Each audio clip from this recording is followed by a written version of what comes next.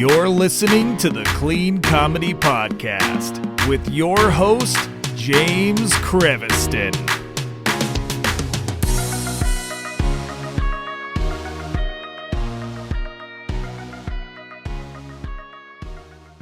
Hey, everybody, it's James. Welcome to the Clean Comedy Podcast. And today I have a great guest for you guys. So we talked to June Colson, who's also out near Tennessee, who does a lot of stuff out there. She brought up his name, Lee Hardin.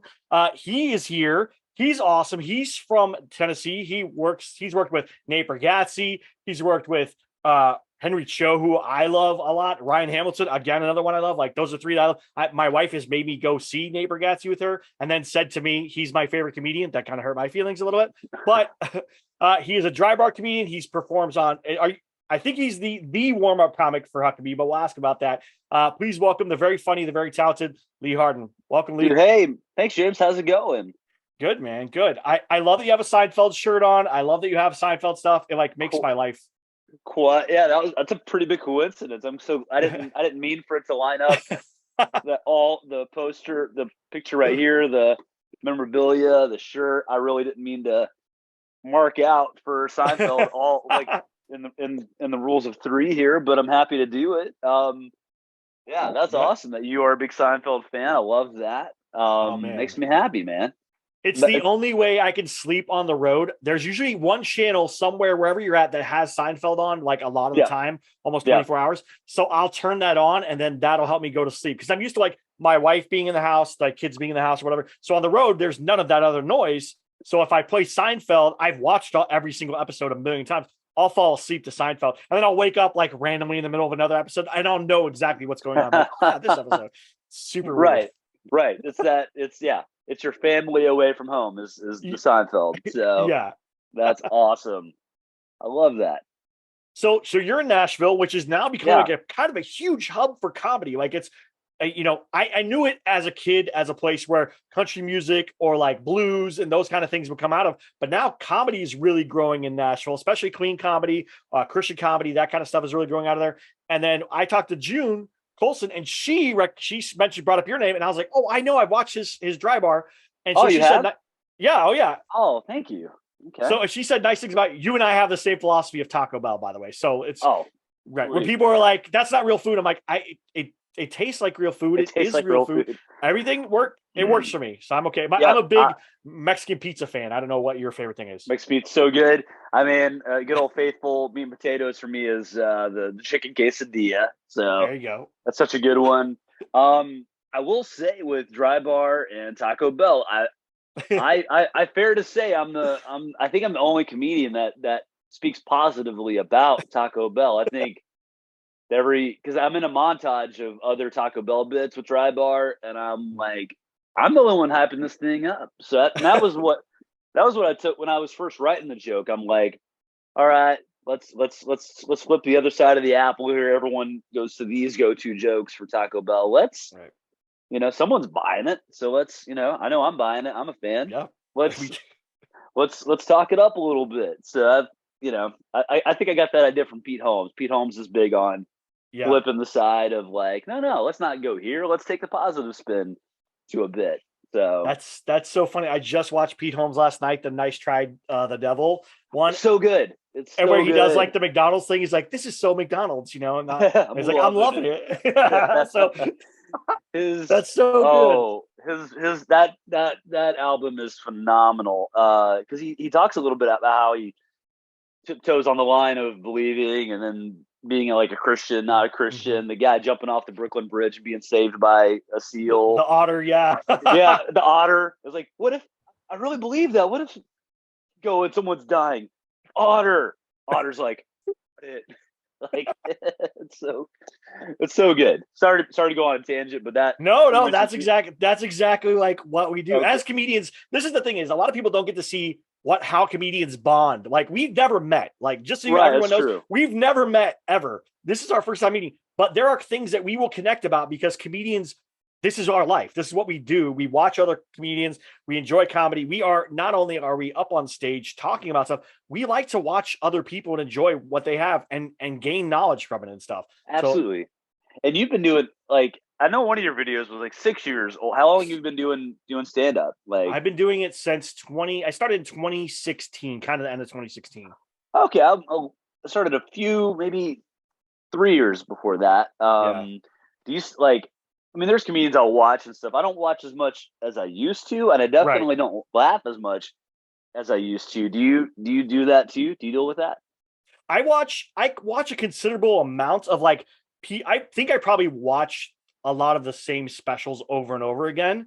That might be the thing that I do, but I do try to watch people's stuff that I know, especially people I know or people I know in the area or people that I like have kind of know about through somebody else. I watch their stuff. And DryBar, I have a subscription so I can watch because a lot of my friends are on DryBar. A lot of friends of friends are on DryBar. And so I watch it. I'm like, okay, because it's also helped me wean jokes out of my set to go, oh, that won't work on DryBar, so I need to cut that out. Or I need to write a new joke because this is similar to this joke somebody did on DryBar and I don't want to do that. So that's also a bad thing because it slowed me down from kind of submitting to DryBar where I've cut material.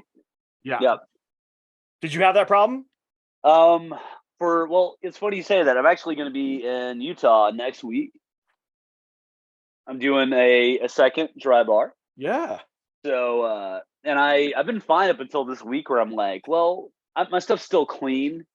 I really just worried about even just mentioning a topic. I don't dive into it, but I'm just like, well, hope they're not upset if I even mention this. I don't get filthy by any means, but I'm actually, I'm reaching out to them today, just showing them like my closing bit going, hey, it's clean, but are you guys okay with it? And again, it works everywhere I go, even, in my shows that I do now, it's how I close. So no one's upset over it, but I do want to be respectful and I don't need that to be a closer. I can close on another thing, not a problem. But so I'm kind of, I should have asked about it sooner, but I was like, I spent the last couple of years working on these new jokes. I'm just, going to do it. But now I'm overthinking. And then I sent a text with the clip going, is this okay? And we'll see. Hopefully it is. I thought about doing the whole, go ahead and doing it. Apologize if they are upset. Don't do it for this. Because they do 2 tapings. Right. For editing. So I was thinking about going that route, but I'm like, no, I'll be careful. I'll try to be respectful. So more so in the like, again, because it's like it's not even close to filthy, especially club filthy, but you're just, they've got their standard and, well, hopefully it aligns with that. So if not, I'll work around it. It's too late now. So I'll adjust if I have to. I love that I'm not the only one that overthinks it because that's really one of those things where you don't want you want to have such a good special and it's such a great opportunity for comedians, especially clean comedians, to be able to do something. So you don't want to ruin that moment. That's where I'm at too. So I feel you. Yeah. Yeah. It's a big deal. Like the first one, it was like, wasn't worried because I'm like, all right, I had my whole life as a comedian to get this 25 minutes. It's a little different now. You're like, all right, I don't write the same way I used to. I'm more seasoned on stage. Hopefully that plays into favor. So you don't want that sophomore slump. So that's what I'm trying to not keep in my head. Even though I've gotten better since 2019, I'm just going, man, I hope I'm ready. I mean, I feel it's weird because you have more experience than you did the first time, but now I'm like, I hope the sophomore slump is not a real thing. So I don't think for you, I don't think it will be. I've seen your stuff. I wouldn't be worried if I were you. So did you start in Tennessee? Was that where you started stand up or did you start somewhere else? No, I started here. I mean, I grew up in Tennessee since like 95. I've been here. Okay. So I started I guess almost 10 years ago. I want to say December would be 10 years since I've been in it. Yeah. I just took a joke writing class. I was always wanting to get into it. I just didn't know how. And then you feel kind of silly telling your friends you're thinking about doing stand-up comedy. So I didn't tell too many people, but I took a class. There was a class out of Nashville at our club, Zany's. It's like a pretty big A room for comedy clubs. But there was a guy that taught there named Rick Roberts. He still teaches. Oh, you know Rick? Okay. I've been trying to get Rick onto this podcast since I started it because he's one of the people that like really inspired me to like awesome. work on writing too. Like a Okay. lot, like when I started, he was one of those people like, you have to write, you have to write, you have to write. Yep. And like, and Jerry Seinfeld says that too, but to hear somebody else say it and you go, okay, that's clicking for me. And and I like his impressions and a lot of things that he does. So, he's so good. Yeah. yeah. So, but I've not been able to get him on the podcast yet. I've been trying to, I just sent him another email today, actually. So Okay. we'll see. Keep trying to reach out. He's an approachable guy, very approachable. So he's a very busy guy, but I'm sure he could do the podcast. But yeah, I took his joke writing class, and he is a genius on talking about what kind of jokes to write, what kind of jokes exist. He gives you a skeleton, or I like to call like the skeleton of, like, I don't know, the car. Like, he shows you like what it takes to make a car, what makes a car run, but he's like, it's up to you to decide what engine to put into it, what to paint it. Is it a van? Is it a convertible? But he shows you the internal components of what makes that thing run. Right. For stand-up comedy. So Rick's awesome. Yeah, I took that class. Way too obsessed with it. I was an obnoxious student. I was emailing all the time about, hey, what about this joke? Like, I was an annoying student. But and then that did carry on to friends. I was like, hey, what do you guys think about this joke? And eventually it's like, just why don't you take it to an open mic? You haven't done that yet. So you go watch an open mic first to see how it goes, see what it's like. And watching one, I highly recommend before you get up there. Watch it the first week, then go get on it the next week, because you're like, all right, it's not everybody on up here is like crushing it. It's not BET Comic View or some sort of Comedy Central showcase where everyone's just ripping. Nope, these guys are all just working on stuff. It's a safe environment to fail, and so definitely try the open mics first.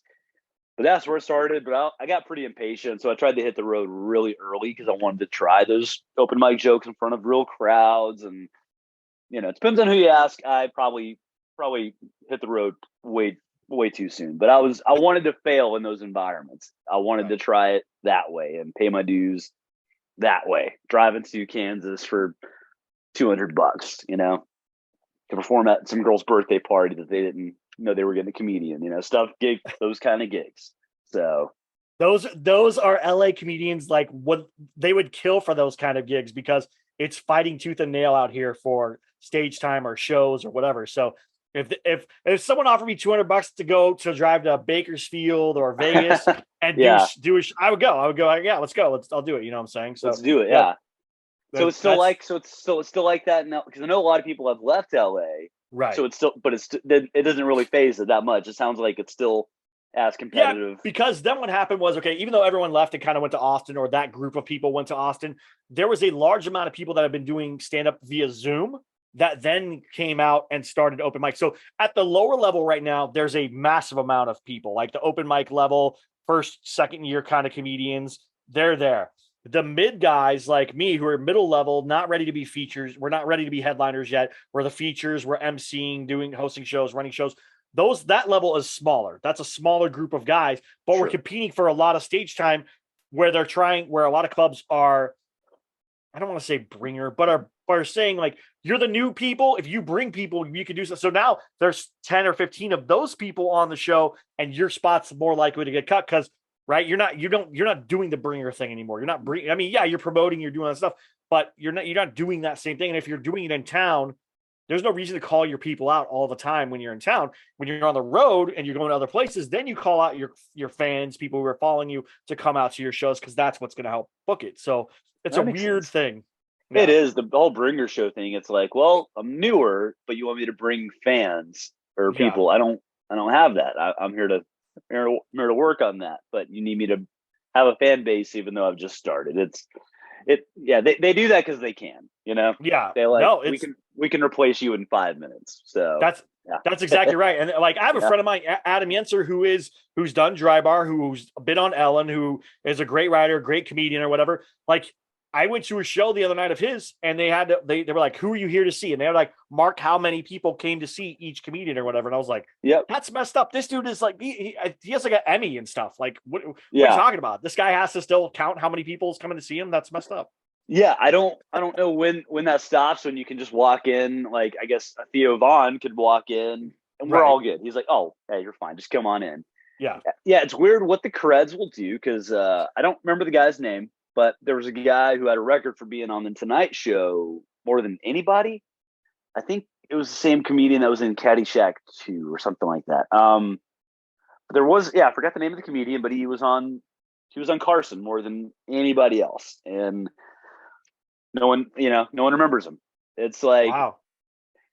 it's crazy what where the creds will apply and won't apply. So DryBar came out, kind of helped, but I was still like fighting to get clubs to respond to emails. Yeah. I'm just now seeing where the creds, like, because there's DryBar, but on Huckabee, I'm seeing now where they help. It's been the shows I've been self booking where they don't get a lot of attention from comedians, Yeah. but if they see, oh, he's got a really good clip, okay, DryBar, cool. Oh yeah, let's work with this guy. It works in those environments a little bit better. I guess clubs are just like, oh, another DryBar comedian. Great, we don't know him. Yeah. I'm not going to respond. But the life of a club owner is also pretty brutal. They Right. they get a lot of emails, even your lower level 30 seat rooms, these storefront comedy club rooms. They're getting bombarded with emails, 50, 60 a day.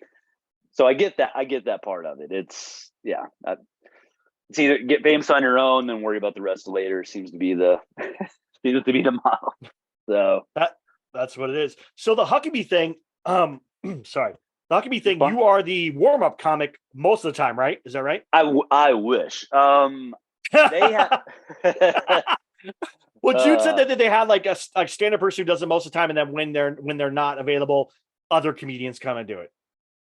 it's kind of they've expanded it. Like, Okay. you were good to do it twice a year, and you're like, all right. They have a lot of comedians now, and so you're lucky to do it once a year. They space them out, I guess, because they have regulars that come to the show. The staff themselves, they don't want to see the same comedian every week, I guess. Right. Rick at one point does it. He's probably the. If I would say there was a regular warm up, it might be Rick, because Rick also does the warm up as well as Barney Fife during pre-show. He'll go out to the lobby, take pictures, and do Barney Fife stuff. So he adds a lot of value. So they bring him Okay. in, and the people just love Rick. But yeah, being a regular warm up would be phenomenal. It's a great gig, and you don't have Right. like it's yeah. I would not turn that down if it was offered once a month or once every 2 months. That would be awesome. But yeah, right now it's just once a year. I wish it was more, but that's all right. It's all right. That's pretty awesome because I love seeing the clips from comedians doing that because I know a bunch of people who are doing it. And I'm like, this is amazing. I'm glad that somebody is using comedians to their potential to help with something like that. And I heard like from June anyway, she said it was amazing. Like it was one of the best experiences she's ever had. Would you say you love that too? Oh, it's so fun. You being the warm up comedian, you just get to hang out. You do maybe 7 minutes, but excuse me, you just get to hang out with the band, get other guests on the show. Mike Huckabee is not a rock star by any means. He just hangs out with everybody else too. He sits in the back, all the comedians doing their thing, and he compliments you when you walk back to the backstage. It's a really legit professionally ran operation. They take care of you, pay you well, and you get to be around some great people. It's an unbelievable experience. Getting to be on TV was fun. I didn't ask to do that. I liked warm up. Warm up pays. TV, you don't get paid. You just get to be on TV. Right. But yeah, which is it's still cool. And that experience was a little different. So I did my set, and all my friends and family came to the show, and a band plays you out. You tell your jokes, people applaud, you get applause breaks. It went really well, but I went back to the green room and I looked in the mirror, and my zipper was down during my performance, and so I was just like, all right, maybe my zipper just went down. Nope. All my friends and family texted me at the same time. Your zipper's down. Your zipper's down. Dad sent me a picture of a hot dog stand. That wasn't. Yeah. Did they letting you go redo it or what? Or how did that work? What happened? They well, I told the producer Pam, I was like, hey, I might be the first comedian banned on your Christian TV show. Like, she's like, oh yeah, we saw. They fixed it in editing. You can watch it now. I tell people at live shows, I'm like, just to go get more views on the video. I don't tell them they fixed it. I just tell them to go watch it. But yeah, you can't. They pros. You can't tell it happened. But those black jeans, got thrown away that night. I know that. I was like, never wearing these again. But so yeah, it was a special. I even told Gov Huckabee the next time I was on the show, I'm like, man, I thought you wouldn't let me back on your show. He's like, why? I told him the story. He loved it. He thought it was hilarious. So I tell that next time I do warm up, I tell that story whenever I go now. And yeah, it's just a fun. Yeah, those embarrassing moments, you got to take advantage of them. Now I have new material. I have a story about that now. That's now it might be my closer for DryBar if they're not cool with the other closer I have. So, but it will be in there nonetheless. So, right. Now, when you're setting up for DryBar, when you're setting up to build a new set like this, because it's not an hour set, which that's kind of one of the unfortunate things about DryBar, but also at the same time, I guess it's good. Like you can have like a 25 to 30 minute set, right? Yeah. So when you go to set that up, when you're writing new material, are you thinking about, could I put this in DryBar as you're writing it now, or are you not thinking that? Yeah, I definitely do. Cause I mean, you just stay clean. That's what I've just stayed working clean. I mean, and I know I said earlier, I'm worried about this and that. It's still clean. It's just, I reference like cocaine in a joke, but it's more of the exaggeration of how crazy we were over COVID. Right. And how I sniffled and some guy freaked out at this bank and was like, he has COVID. And I'm like, no, I have a cocaine problem. That's the joke. And so like, I'm going to do it. And hopefully they're cool with it. It's how I open, and everyone seems to not be bothered by it. Everyone seems to enjoy it. But still, you just wonder like how protective are they? I mean, Jeff Allen's been on there. I think he's referenced his past about drugs. Because he did tell you, like, avoid the topic, but if you approach the topic, do it carefully. Right. So we'll see. It's tough because you'll do shows in environments that they don't care if it's clean. You do a joke and you're like, all right, forget about this. You do worry, like, I hope this isn't too edgy for this environment and this environment.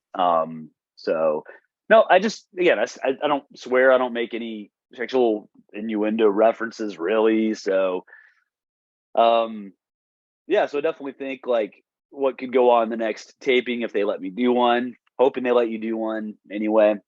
Yeah. But yeah, so I definitely think like as I'm writing, it's got to stay true to who I've been this whole time, and hopefully DryBar's cool with the new stuff. So yeah, let's hope they like it. So that's good. No, I feel that way. I have one bit that's about dying, like about like doing like a DNR and dying, but it's like about me getting eaten by bears is the way I want to go. And it's like a killer bit, and it's everyone loves it. It does well at shows, but I am also nervous about that. It's one of my favorite bits. It's one bit that I know almost always works. It's only ever not worked one time, and it was in Alaska where people actually do get eaten by bears. So they didn't really like it. Right.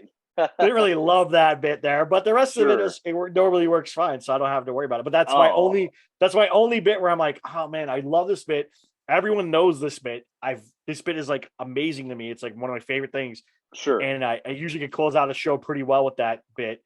And I'm like, I don't know if they're gonna like it or not. That's my only fear there. It's not gruesome or anything. No, I would say, are you set to do one? Are you scheduled to?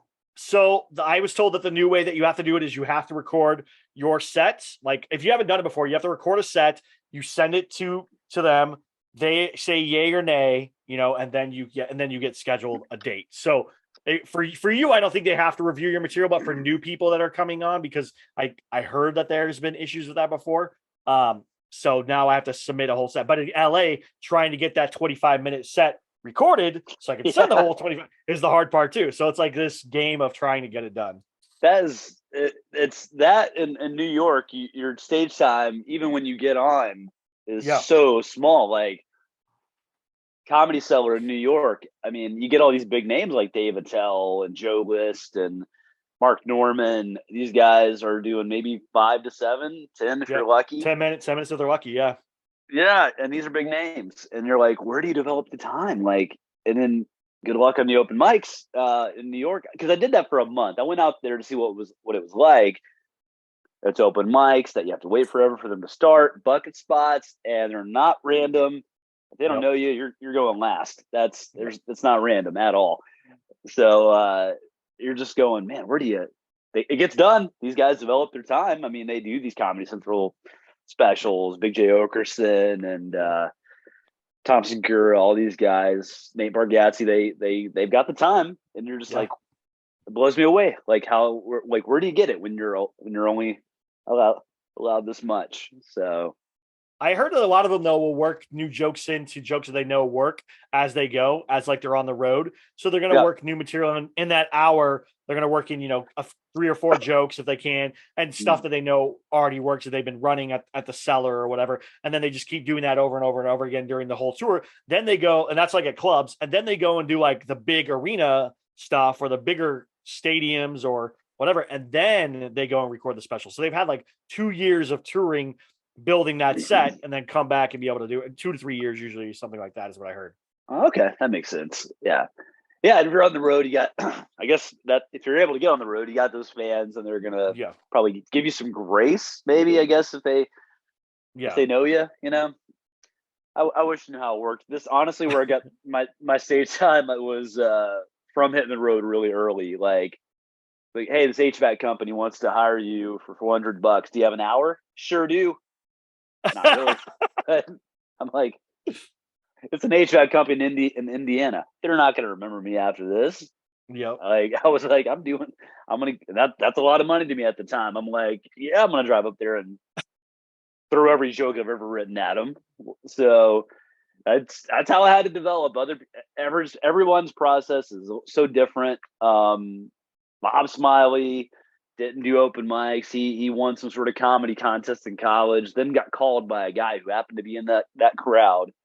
It wasn't even a comedy contest. He was just the comedian in this performing open mic contest. Some guy was there, remembered him, asked him, hey, you want to do some comedy for the Newsboys on this tour? It was like, oh, yeah, I guess I could. I forgot I did that comedy thing a few years ago. I'll try that again. It was something like that, where he just was like, sure. He developed, and he's a great comedian. He developed his time on the road that way.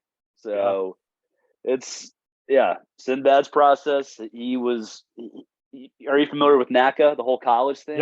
Yeah. Sinbad stole someone's name tag at NACA and pretended to be that person, bombarded a stage after a band just got done playing, and started doing his act. Security's trying to pull him away, and Sinbad, so you can imagine the visual of him playing along, like, no, don't do it, no, don't do it. And when Charge saw him and we're like, well, he's really good, let's let him keep going. And he did, and he won them all over. Flipped with NACA for several years. I know there's rules and guidelines to this, but there's people that you don't always have to go by them. I mean, if you're good, you're good. I mean, there's that, we can work, being around the club stuff, we get caught up with the gatekeeper thing. Like, well, that person doesn't think I'm funny. Maybe I'm not funny. It's like, try to find the people that find you funny and find a way to get them to come see your shows. Right. These people that run the clubs, they're not the ultimate deciders on you as a comedian, but we let them do that to us if we're not careful. No, it does. It hits you and you go, and I've done that. I did a not an open mic, but like an audition a couple months ago, right back at the beginning of the year. And I walked out and I had tried a new bit that worked when I was on the road with Darren Carter. And I tried that bit again at the open mic or the audition, and it had gone well at shows. And they're like, that wasn't a good bit. Why are you doing that bit? Like, maybe you need to work some more. And I was like, oh my gosh, like that was really hit me. And I was like, I've been on the road with this bit and it worked. Like, I don't know. I was like, okay, so now I'm going to go back probably next month and actually audition again. So it's been like 3 months. I've been working on new stuff, but because I want a 10-minute spot, like to be able to constantly work material. Right. So I'm hoping that I can, but it really I remember walking back to my car after that, like talking to the booker and stuff and being like, am I really, do I suck? It was like Darren just being nice to me. It was like, were people just being nice to me? Like, what's going on? Like it was this whole existential crisis that happened. That one little comment will wreck it. It'll destroy you. I've had at least one club owner after a weekend was like, they paid me last on purpose. So, because on the very last night, she paid me last on purpose, and then she also switched me in the host the last night. She was like, well, he's got to seat people. It was a small club in Indiana. He's got to seat people, so you're going to open it. I'm like, that doesn't sound right. And then I knew what she wanted him to middle. And then at the end, everyone's getting paid. I got paid on last, so everyone else was gone. She gives me a check then to tell me, yeah, I don't think you have what it takes to feature here. I need you to list for me places you've been. I was just like, before that night anyway, I was already like, didn't really want to work with this owner anyway. After one night of being around her, I'm just like, if I don't come back, I'm okay. And her laying into me like that just was like, it's tone deaf at this point. I wasn't going to come back, but yeah, she was trying to like have me give my resume where I've been. I'm just like, why does it matter? You don't like me. You don't need to know where I've been, and I don't have what it takes. I'm like, all right, there is a comedy special that's got a couple of million clips that is of me doing this amount of time, but okay, but yeah, there will be people that will. It's happened in clubs. They'll just talk to you after the show, like saying they're disappointed in you without saying they're disappointed in you, and you just go, all right, I don't need this place. And when you first start, you feel like you do need those places because you do. But you realize, all right, there's other stages and there's other places that they're going to like what I do. It's not the biggest deal in the world if I don't come back to this club. There are so many places that have stages to do stand up. So exactly. Now, do you have like a group of comedians that you hang out with, like friends that you talk over jokes with, or that you communicate with, or kind of work with on stuff? Yeah, there's friends. I definitely annoyed all my roommates when I first started. I actually lost one of them as a friend. I would post jokes on Facebook, and he unfriended me over that. I was just very petty. Like, wow. I know I was obnoxious, but yeah. There's because there's friends you can trust a little bit more with certain material. Yeah, so I have a few different comedian friends. June is definitely one of those I'll share ideas with. Other guys like Brandon Skelton. He'd be fun to have on your podcast. Carolyn Xavier, she actually she was doing comedy in LA and Sacramento, came to Nashville, became a believer, became a Christian when she moved here, was very out of nowhere. Now she's working on being clean. She's an amazing person. She would be awesome to talk to, especially since she knows what comedy's like in California. Yeah. But yeah, those people definitely exist. And they're just friends on top of that. So it's not always about comedy. So, and when I pick openers, for the shows I'm doing now, I really do look at how they are as a person. I say it all the time. Look, this crowd that's going to come to this theater, they're here to enjoy themselves. I trust you'll be funny. I know you well enough. I more care about how we interact when you're off stage. Like, are you a nice person to be around? I care about that almost as much as your ability. So I ramble a lot. I'm sorry, I'm going off on a lot. No, I like it. You just had Donnie and Vienne as on one of your shows. Yeah, I know Donnie. Both of them. So yeah. Oh, how do you know Donnie? I know Donnie like from like other comedian. Like that's the thing is like I am still friendly in that world. Robert G. Lee is kind of like a big mentor to me. So all the people that he knows, and then I did the Clean Comedy Challenge when I first started, which I was way too early to be doing. I should have never done that, by the way. But I learned a lot and I made friends. When did you do that? When did you do the contest? I think it was like 2016 or 2017. Like when I did it, like right when I started, it was like only been doing it for a few months. So I should have never done it. Like I had the same. I had the same experience. I was maybe 6 months in, and Joby was like, "Come to Florida, do the contest." I'm like, "All right." I'm glad I did. I met a lot of friends that I still talk with and hang out with today. Michelle Krajewski is on that. She's part of the Queen Comedy Challenge. She's I pick her for a lot of stuff. If it's within driving distance for her, I usually try to get her on the show. I love being around her. She's awesome. I've met a lot of good friends from that contest, but I was the same way, maybe 6 months into Mike's, and I was horrible the whole time. Every show was bad, and contests are those are stressful. I don't do them anymore. The last contest I was in, I left in the middle of it. There were 2 days of it, and I drove to Arkansas to do it.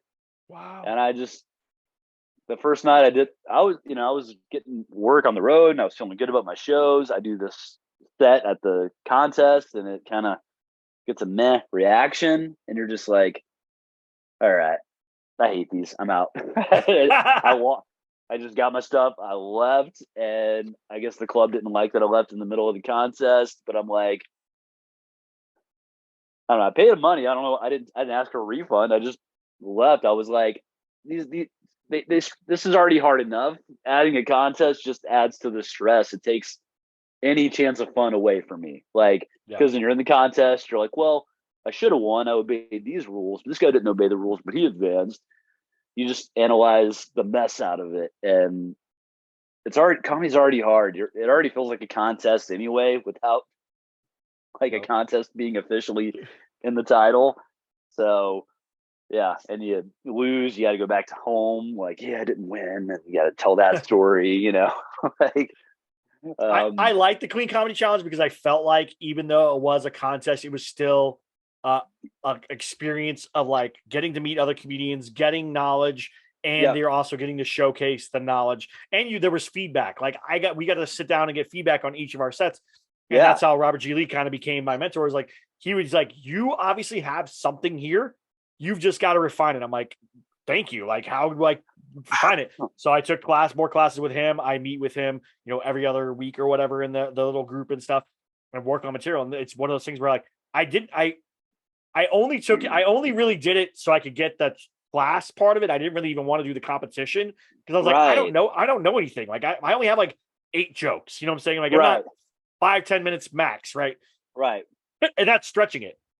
And then, so I did those sets and I got feedback and I made them better every single time I got on stage. And I think that's what made them go, okay, if you're going to take the feedback and try to make it better and apply that on stage the next time you come, there's something there. I think that's the only reason Robert gave me like more like advice and kept, here you go, here's something else. Here's something else. Here's something else. So it was a really good experience for me. So yeah, a lot of the effort, if it's visible, that goes a long way, I think.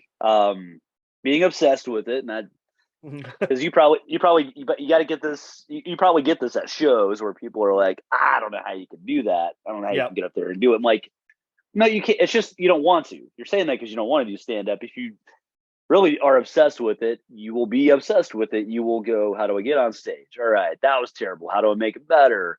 Having that awareness of courtesy laughs versus real laughs. How do I make those real laughs? That constant.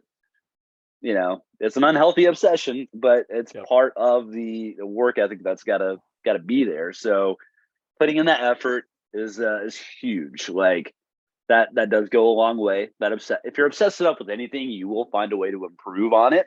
To what extent, I don't know, but you will be better at it than you were the day before. Like, so that's cool that they saw the effort in what you're doing. So I've had people ask me about going to the Clean Comedy Challenge or what if they should go. What do I think about it? And I'm just like, go have fun, go make friends.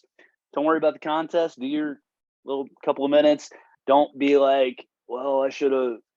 The way they were talking to me, I should have advanced. Like, just go do your stuff. Let that be secondary. You're going to meet comedians and get advice. That stuff that's worth the contest itself. I agree. So, and if you win it, you might get your money back. So I wasn't worried about winning it. I was also more excited when they're like, hey, if you do well and we have a show at this church afterwards that we're all going to do. If you want to do it, you can come do that too. And I was like, oh, not only am I getting to perform here and getting to learn and whatever, then I'm going to get to do a real show. So we did a church in Moore Park, and I was like, this is amazing. Okay. So it's like, here we go. This is like, for me, that was the win of like, now you're booking me to do a real show with real people in front of a real crowd that's paying to see this. So I was like very excited for that, That is awesome. I know Moore Park, California. I actually got to go there in December last year. It was a church gig. There was a church out there called Atmosphere Church. Okay. A bunch of cool people. They hired me for a volunteer appreciation thing, but that was my first time doing LA or being in the LA area. So I did go to the Comedy Store during the day. The cleaning crew was there, but they let me go in and walk around. And I should have went back later. There was a show. That's the one thing I'm kicking myself about. I should have went back to go watch. They told me they would have let me in. I was just, I guess, ready to be in my room after the show, but I was an idiot. Like, dude, you're in LA.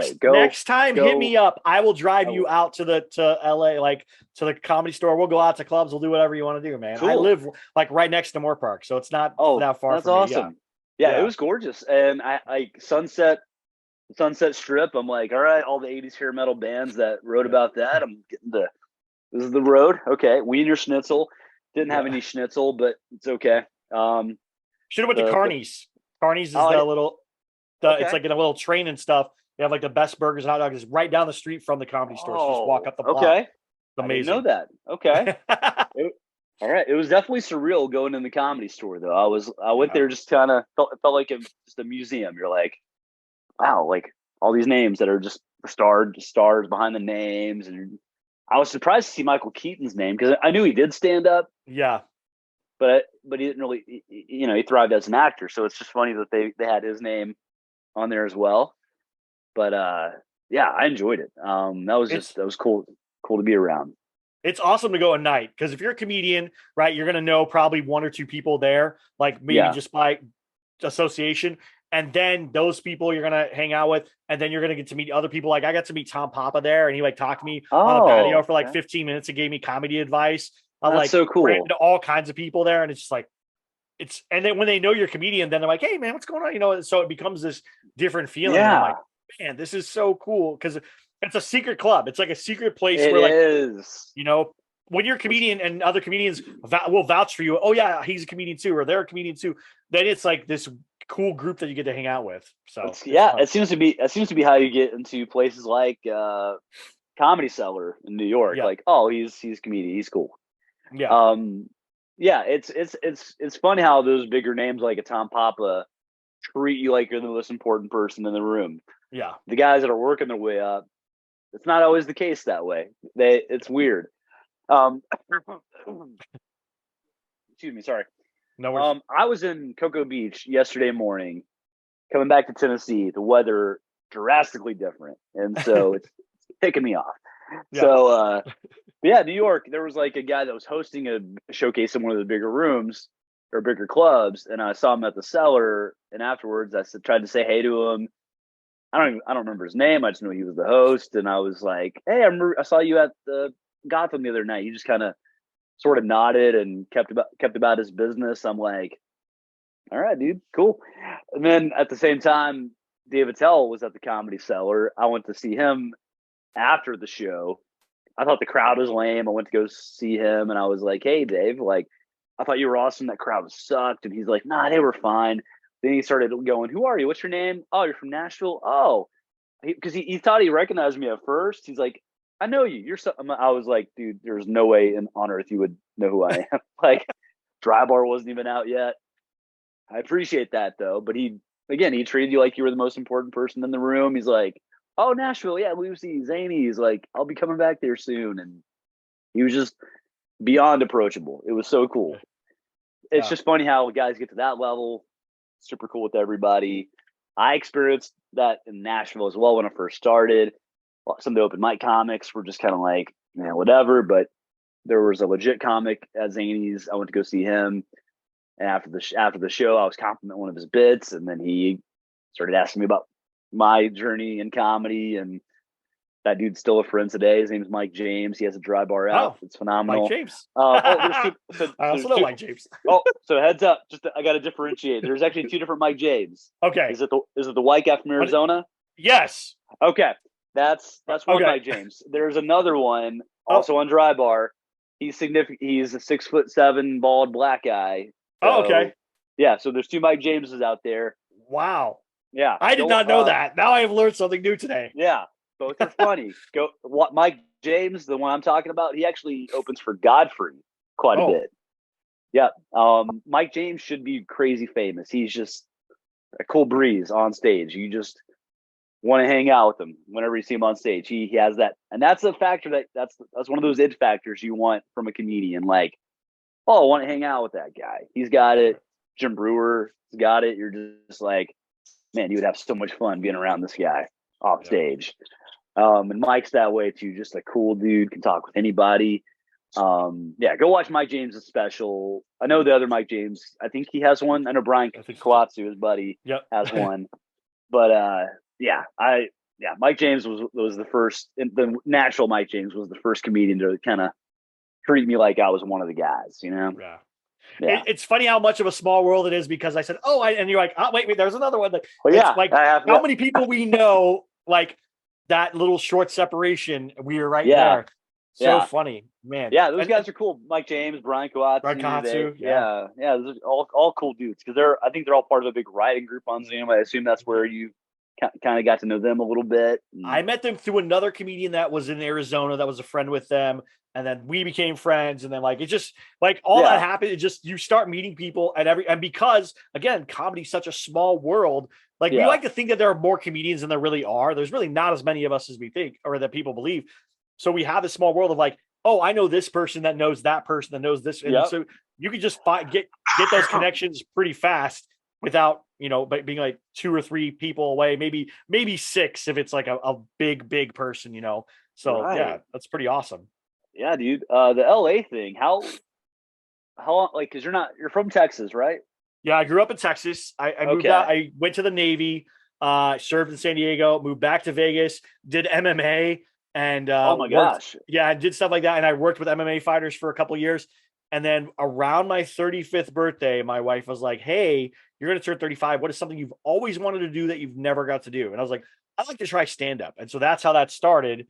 And then it kind of like snowballed from there. But starting in LA is the worst thing you could possibly do. If anyone never start in LA, go anywhere else, literally go anywhere else, go to San Diego, go to Sacramento, go somewhere else. Don't go to LA. It's so hard. It's a lion's den though. So if you can do good here, great, but it's a fight all the way. You're going to fight for every moment of stage time you're going to get. And if you have good friends who are going to help you, great. But a lot of comedians aren't going to develop those because it's tough. It's a fight, So So you're still. It sounds like you're still fighting, even if you're just trying to get 10 minutes on stage. Like, is LA the final destination for you, or do you think you want to? Because a lot of guys are moving. Are you thinking about possibly making that jump? I mean, LA is just tough for a lot of reasons, but right. I don't want to go like to Austin. Like that's not my thing. Sure. I would love to go back to Texas and be able to travel and do stand up all over.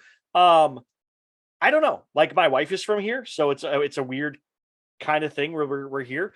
I like LA, but also at the same time, again, I can't do like I have friends that live in like you who lives in Tennessee can go a lot of the Midwest. My buddy Glenn who lives in New Jersey can go in a lot of the Midwest and the upper north and stuff. So here, trying to travel from LA to go to other places, it's way more expensive. Like if someone wants to, say, hey, we could book you in Alabama. Well, that's going to cost me, $700 to go. And I'm probably not going to make that money back. So it's a weird thing. You could drive to Florida. Sorry. I could get booked in Florida a lot if I wanted to. Right. But then the cost of getting there is what stops you from doing it, Yeah. Yeah. There's a lot of shows in Florida. Donnie Stopa, he's a Florida guy. Vien, Vien. So Vien's awesome. Jeez. Yeah, he's really good. And Florida's cool. I've been there 3 or 4 times this year. So I've always had really good shows. Everywhere I went in Florida. Tickets sold pretty decently for the shows I have. Cocoa Beach and then Sanford, Florida. I was there both places this weekend, so that was fun. I like Florida quite a bit. So I know. It's like trying to find a way to where to go because I also have like a lot of writing connections. So I do a lot of comedy writing and a lot of writing stuff. So I have friends that are like producers and managers or whatever that I do writing projects with. So it's better to be in LA, even though I don't technically have to be in LA. Does that make sense? It's like it's a weird thing. Like I don't know. It's really, I think this year is my main focus is getting to DryBar. And then after that, after DryBar comes, figuring out how to take my dry bar, my buddy David Studebaker's dry bar, my buddy Paul Moonjean's dry bar, and friends of ours, and build a way for us to tour, to go do stand up together and kind of like do shows and stuff. Because then we'll have 3 people that have dry bars, 3 people that are more well known, and 3 people that have done things. And we're doing a bunch of other projects on the side to be able to go tour, So, and the podcast has a good following, but it's mostly comedians. It's not fans of it's not like comedy fans. Sure. As much. There are some, but there's mostly comedians. So it's trying to turn that into something too as well. So it's a weird thing. Yeah, totally get that. But yeah, it'd be cool. Yeah, get you on. You need to get on DryBar. You need to. Yeah. The trick is getting the 25-minute video somewhere, right? Someone to tape that. Yeah. I think I'm going to do, I have like a couple of shows coming up where I know I have 10 to 15 minutes. So I'm going to do 10 to 15 of the set of the first part of the set, and then 10 to 15 of the other part of the set, and then put it together and send it and go, here's what I have. I've known people who said I only sent 10 minutes or 15 minutes, but that was like 5 years ago, right? 3 years ago or whatever. Now it's changed a lot. So that's the hard part. And then I have people that I want to make sure that they're willing to vouch for me. So I want to make sure that when I send my stuff, they vouch first and go, hey, yes, send this. This is good.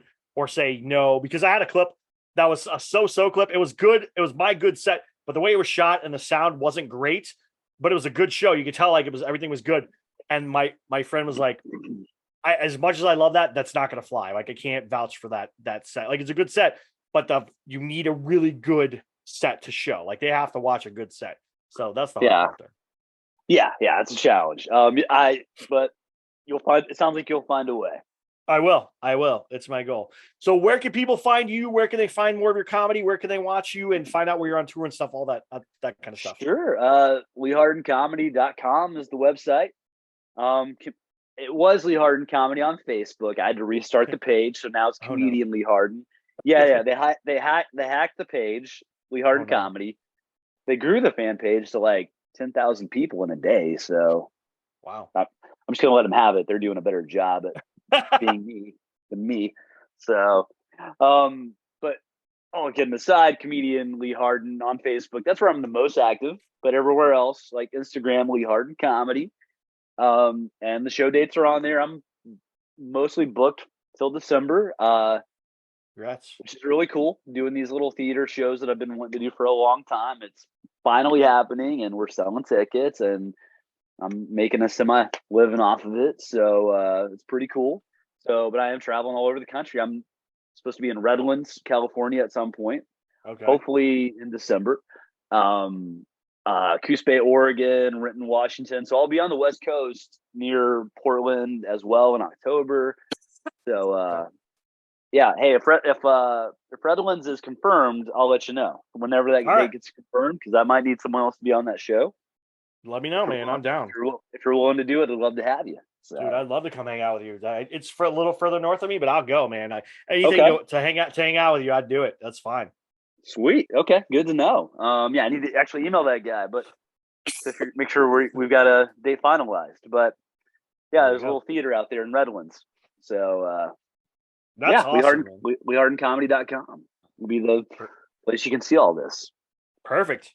Thank you so much for being on the podcast. Thanks for coming out. Everybody, thank you for listening. Go check out Lee's stuff. Go watch his dry bar. It's hilarious. You're going to laugh. If you like Taco Bell like me, it's going to make you feel better about yourself. You're not going to feel bad about yourself. You're like, finally, somebody's on my side about Taco Bell. Because that was the thing that won me over. I was like, oh, we're on the same page about Taco Bell. This is going to work. We're going to be friends. And then you having Seinfeld today totally was perfect. Everything is 100% awesome. New best friends. I love it. Exactly. Thank you guys so much. Please like, subscribe. I see you guys following. Keep going to YouTube. Keep subscribing. We're getting the numbers up. It's growing every single week. Let's get to 1,000. Let's blow that up. Oh, look at the dog. And thank you guys so much. Have a good one, and we'll talk to you soon. Bye.